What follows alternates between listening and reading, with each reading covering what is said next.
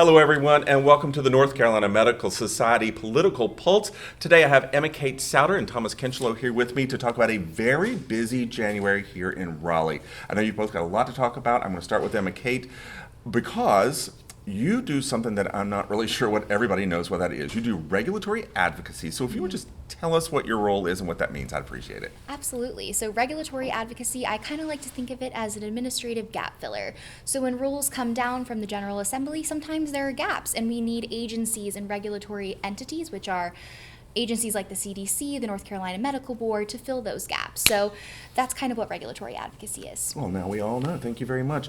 Something that everybody's talking about in the month of January are non-competes. I'm going to stick with you, Emma Kate. What's happening? It's a big talker. Yeah, absolutely. The Federal Trade Commission this month released a new rule that would essentially eliminate non-compete clauses in the United States. So that's for all former and current workers of any company.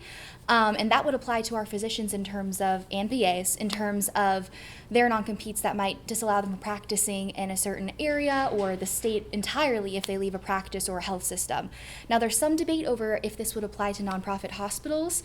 So we're currently digging into that and really trying to work with stakeholders and lawyers to figure out the answer to that question. But it's definitely a big one for us right now. Sounds like we're going to cover that subject again, doesn't it? Absolutely. So, Thomas, you've been keeping track of things in January. A lot to keep track of. Tell us what some of the big things that are going on here in Raleigh and how they might affect NCMS members. Sure. We've already had a lot of bills introduced that could be influential or important to our members. There's a bill regarding PA team-based care that was also introduced last year. There's a reproductive health care bill that would codify Roe v. Wade protections. There's also a medical cannabis bill that would allow doctors to prescribe cards to people with certain illnesses and allow them to get a prescription. We're monitoring all those bills and more, and we're going to keep our members informed of the issues that are important to them. Wow, you've had a busy January. It has been.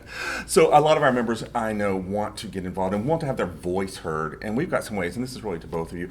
What is the best way for an NCMS member to get involved with the Medical Society and to let legislators know what they think? There's a couple great ways they can get involved. They can call and write their legislators. A more direct way is for our members to come to Raleigh for a White Coat Day. A White Coat Day is when they wear their white coats and they go down to the legislative building or the governor's mansion right next door and talk about issues that are important to them, their specialty, and their practice. And it's very impactful when you see all those white coats together, when you see them in the building. They kind of move as a group, and it just really, everybody's asking what's happening. So that's a really good way to do that, and it's really just a day trip to Raleigh for most. Of course. Well, I appreciate both of you talking with me today. I know we're going to have a lot more. We're going to try to do these every month this year, so I look forward to hearing more. Thank you both. Thank you, Thank Randy. you. And of course, we'll have another Political Pulse for you coming up soon. Until then, you can check out these subjects on our website, ncmedsoc.org. Have a great day.